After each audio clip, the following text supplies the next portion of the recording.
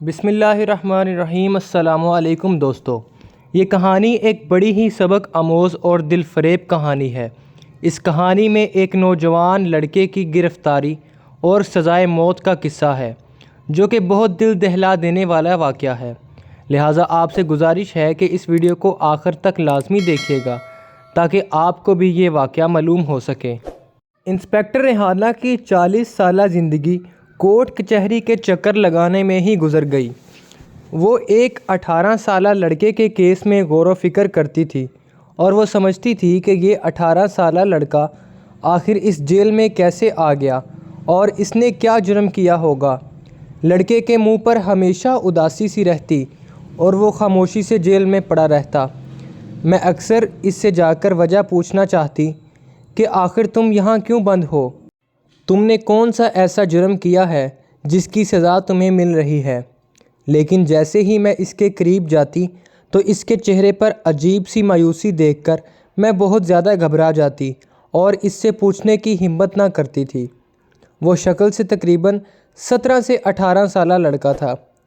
میرا نام ریحانہ ہے اور میں صدر جیل میں انسپکٹر تھی اور میری ڈیوٹی مردانہ جیل میں لگائی گئی تھی۔ میں وہاں پر ایک عرصے سے نوکری کر رہی تھی اور وہاں پر مجھے ایک لڑکے کو دیکھ کر بہت ترس آتا اور بہت زیادہ افسوس ہوتا تھا۔ وہ لڑکا دیکھنے میں 18 سال کا لگتا تھا اور مجھے حیرانی اس بات کی ہوتی تھی کہ آخر اس لڑکے نے کون سا ایسا جرم کر دیا ہے جو اسے جیل میں بند کیا گیا اور اس کے ساتھ اسے سزائے موت کا بھی کہا گیا ہے۔ پھر جب ایس پی صاحب کے آرڈر آئے تو پھر مجھے معلوم ہوا کہ اس لڑکی کو پھانسی دے دی جائے گی۔ جب میں نے یہ آرڈر سنا تو میں مزید پریشان ہو گئی کہ ابھی اس لڑکے نے دیکھا ہی کیا ہے، ابھی اس نے دنیا کی رونق ہی کیا دیکھی ہے جو اسے سزائے موت ہونے جا رہی ہے۔ یہ لڑکا بیچارہ تو اپنی زندگی بھی جی نہیں پایا اور یہ پھانسی کے گھاٹ چڑھنے والا ہے۔ میں نے یہ سوچا کہ کیوں نہ اس قیدی نمبر 826 کو جا کر اس کی پھانسی کے حوالے سے آگاہ کیا جائے اور اس سے اس کی آخری خواہش پوچھی جائے۔ البتہ قیدیوں کو جب پھانسی دی جانے لگتی ہے تو ان سے ان کی آخری خواہش پوچھی جاتی ہے، کیونکہ یہ ان کا حق ہوتا ہے۔ پسندیدہ کھانا یا کسی پسندیدہ شخصیت سے ملنا، یہ سب خواہش پوری کی جاتی ہے کیونکہ 1-2 دن بعد تو انہیں پھانسی دی جاتی ہے۔ اسی طرح میں قیدی نمبر 826 کے پاس پہنچی اور جا کر سیل کھولی تو اس کو بتایا کہ اب تمہاری زندگی کے صرف 1-2 دن ہی بچے ہیں، تمہیں کچھ دنوں کے بعد پھانسی دے دی جائے گی، لہٰذا ہم تمہاری آخری خواہش کا احترام کرتے ہوئے یہ پوچھنے آئے ہیں کہ تم موت سے پہلے کون سی خواہش پوری کرنا چاہتے ہو۔ میں یہ کہتے ہوئے لرز رہی تھی کیونکہ مجھے اس پر بہت زیادہ ترس آ رہا تھا۔ وہ قیدی نمبر 826 کہنے لگا کہ میں جس خواہش کا اظہار کرنے جا رہا ہوں وہ ایک چھوٹی سی خواہش نہیں بلکہ ایک بڑی خواہش ہے، لہٰذا میں یہاں نہیں بیان کر سکتا، یہاں نہیں بتا سکتا، بلکہ مجھے بڑے آفس میں لے جایا جائے۔ میں اس کی بات سن کر حیران ہوئی اور سوچنے لگی کہ آخر یہ کون سی ایسی خواہش کرنے لگا ہے جو ایس پی صاحب کے پاس اسے لے جایا جائے۔ آخر پھر میں اس قیدی کو لے کر ایس پی صاحب کے پاس جا پہنچی اور ان کے آفس میں پہنچی تو قیدی کو ان کے سامنے پیش کر دیا۔ ایس پی صاحب پوچھنے لگے کہ بتا تیری کیا آخری خواہش ہے، اگر ہو سکا تو ہم پوری کریں گے۔ وہ قیدی نمبر 826 کہنے لگا کہ میں زندگی بھر جیل میں رہا اور اپنی آخری خواہش یہ کرنا چاہتا ہوں، مگر آپ مجھے اس بات کی یقین دہانی کروائیں کہ آپ پوری کریں گے۔ ایس پی صاحب نے کہا کہ ہاں، اگر ہمارے بس میں ہوا تو ہم ضرور پوری کریں گے۔ ہمارا خیال تھا کہ وہ کسی پسندیدہ شخصیت یا گھر والوں سے ملنا چاہتا ہوگا، اس سے بڑی کیا ہی خواہش کرے گا۔ لیکن جیسے ہی اس نے اپنی خواہش کا اظہار کیا تو تھانے میں موجود لوگ دنگ رہ گئے۔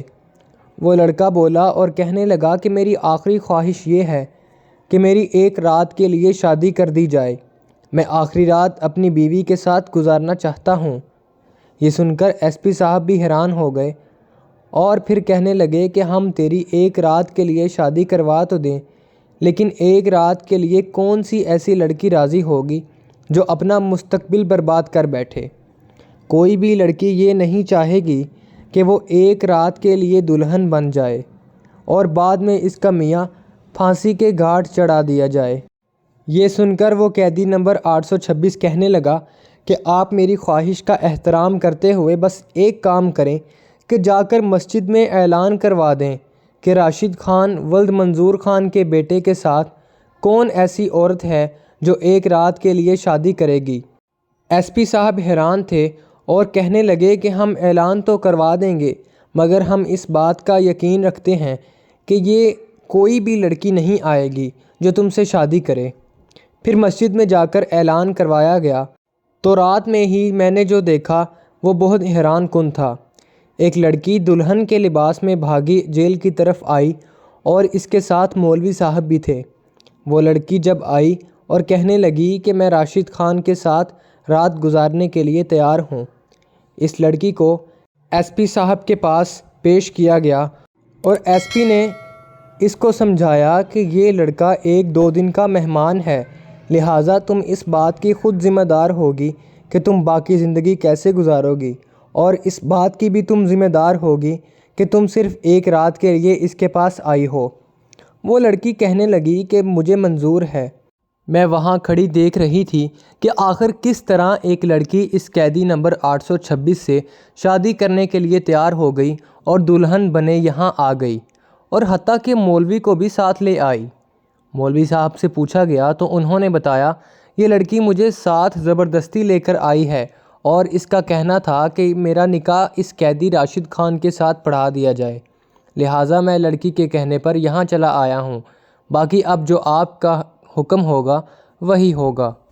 پھر راشد خان کو بلایا گیا اور ساتھ اس لڑکی کا نکاح پڑھا دیا گیا۔ ایس پی صاحب نے مجھے کہا کہ جا کر ان دونوں کو واپس سیل میں بند کر دو، یہ لڑکی زیادہ دیر تک وہاں نہیں رہ پائے گی اور کچھ دیر بعد ہی کہے گی کہ مجھے یہاں سے باہر نکال دو، لہٰذا سیل میں ان کو بند کر دو۔ میں نے ایس پی صاحب کا حکم مانتے ہوئے راشد خان اور اس لڑکی کو جا کر سیل میں بند کر دیا اور باہر ڈیوٹی دینے لگی۔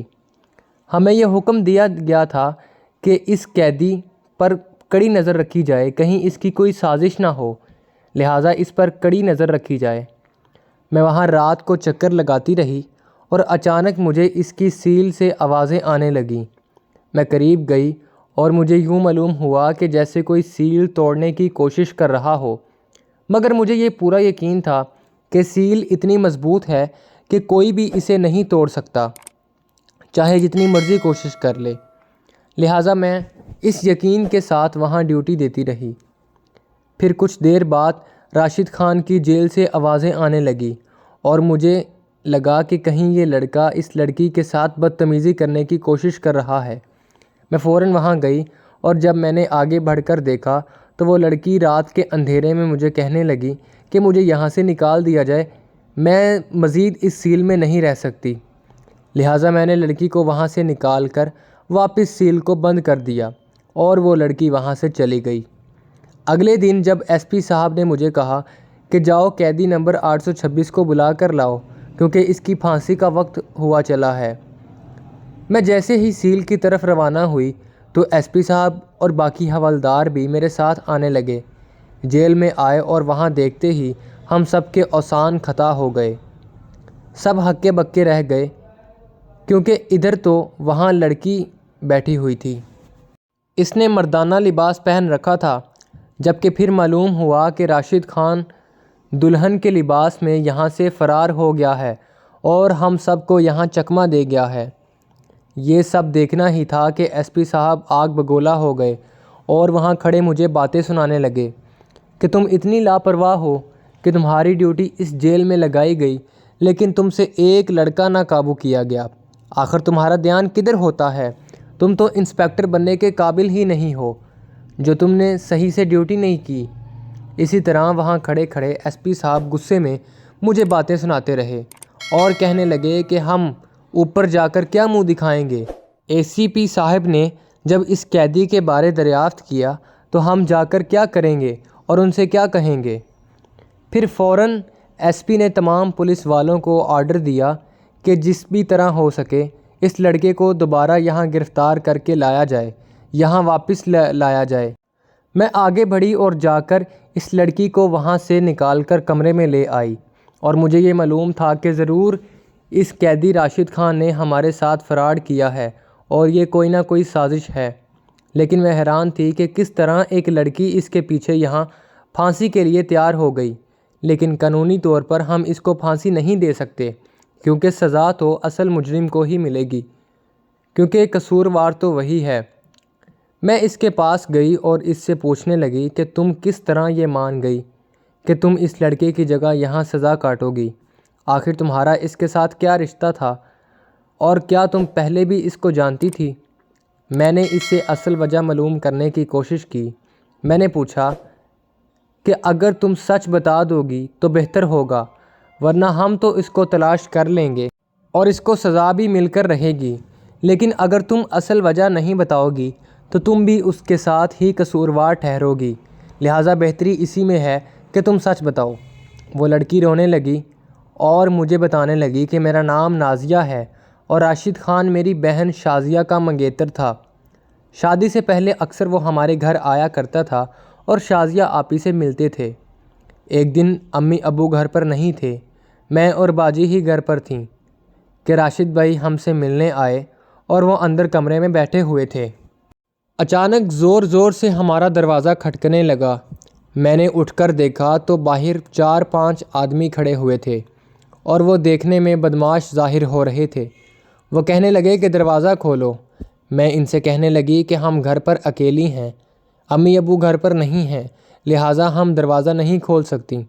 وہ کہنے لگے کہ ہمیں پتہ ہے کہ تم لوگ یہاں بے حیائی پھیلا رہے ہو اور تم لوگوں کے ساتھ اندر ایک لڑکا بھی ہے۔ اسی دوران راشد بھائی بھی کمرے میں نکل کر دروازے میں آئے اور اس نے دروازہ کھولا۔ ایک آدمی بلند آواز سے کہنے لگا کہ ہمیں اندر بلا لو، ہم زیادہ پیسے دے دیں گے۔ یہ غلیظ بات سن کر راشد خان کو غصہ آ گیا، مگر اس نے کنٹرول کیا اور تمام گنڈوں کی بات چیت کر کے وہاں سے بھگا دیا۔ آخر بھلا اپنی منگیتر کے بارے میں اتنی گھٹیا بات کون سن سکتا ہے؟ پھر راشد بھائی اس دن تو چلے گئے، لیکن پھر چند دنوں بعد وہ گنڈے پھر ہمیں تنگ کرنے لگے۔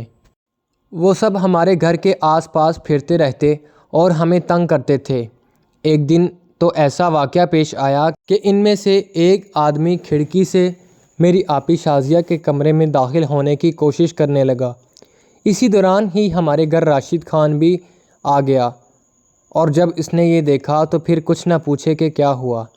ایک ایسا زوردار ہنگامہ ہوا جس میں نہ صرف میری بہن کی جان چلی گئی بلکہ راشد خان کو بھی یہاں جیل میں بند کر دیا گیا۔ البتہ راشد خان کا نہ ہی کوئی قصور تھا اور نہ ہی اس کے پاس اس وقت کوئی اسلحہ یا ہتھیار تھا۔ ویسے ہی لڑائی میں ان میں سے اس آدمی کی موت ہو گئی اور ہماری آپی بھی اس دنیا سے چلی گئی۔ بات یہ ہے کہ ہم تھوڑا غریب تھے اور ان گنڈوں نے پیسہ لگا کر راشد خان کو جیل میں بند کروا دیا۔ بھلا کون ایسا ہوگا جو اپنی عزت، اپنی بیوی کی خاطر کسی سے نہ لڑے؟ پھر وہ لڑکی کہنے لگی کہ مجھے یہ معلوم ہے کہ اب راشد خان کہاں ہے۔ وہ کہنے لگی کہ راشد خان کسی بڑے شہر میں وکیل کے پاس گیا ہے اور وکیل کو لے کر ہی واپس خود آ جائے گا، اور پھر جو وکیل فیصلہ سنائے گا وہی ہوگا۔ میں نے جب نازیہ کی یہ بات سنی تو مجھے تب جا کر اصل حقیقت واضح ہوئی اور مجھے معلوم ہوا کہ آخر اس لڑکے کا قصور نہیں تھا بلکہ اس کو دوسروں لوگوں نے گرفتار کروایا ہے۔ یہ لڑکا قصوروار نہیں تھا اور نہ ہی اس کی کوئی غلطی تھی اور نہ ہی یہ سزا کے قابل تھا، کیونکہ یہ بے قصور ہے۔ دوسری جانب راشد خان جیل سے بھاگا اور وہ سیدھا بڑے شہر میں جا پہنچا۔ اس کی ملاقات وہاں ایک بڑے چوٹی دار وکیل سے ہوئی اور یہ دونوں پہلے بھی ایک دوسرے کو جانتے تھے۔ راشد خان نے اپنی ساری کی ساری روداد وکیل کو سنائی اور وکیل کہنے لگا کہ پریشان مت ہو، اب میں اس معاملے میں ملوث ہو کر تمہاری ساری مدد کروں گا اور تمہاری رہائی بھی کرواؤں گا، اور تمہیں ہرگز بھی سزائے موت نہیں ہونے دوں گا۔ پھر وکیل راشد خان کے ساتھ واپس علاقے میں آیا اور جیل میں آ کر اس نے ایس پی صاحب کے سامنے کیس لڑنے کا فیصلہ کیا۔ اس نے کہا کہ راشد خان بے قصور ہے، اس کی کوئی غلطی نہیں۔ جب یہ سب واقعہ پیش آیا تو کوئی اس کی عزت پر ہاتھ اٹھا رہا تھا۔ جو اس نے کیا، شاید اگر کوئی اور اس کی جگہ وہاں ہوتا تو وہ بھی یہی کرتا۔ اس ہنگامے میں راشد خان کی منگیتر کی موت ہو گئی۔ چاہیے تو یہ تھا کہ ان کے دشمنوں کی گرفتاری کی جائے، لیکن پیسے کی غرض میں آ کر پولیس نے اس کو ہی گرفتار کر لیا۔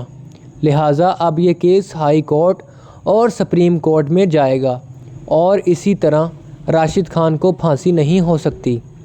یہ سن کر ایس پی صاحب بھی خاموش ہو گئے اور میں وہاں کھڑی یہ سب کچھ دیکھ رہی تھی اور سن بھی رہی تھی۔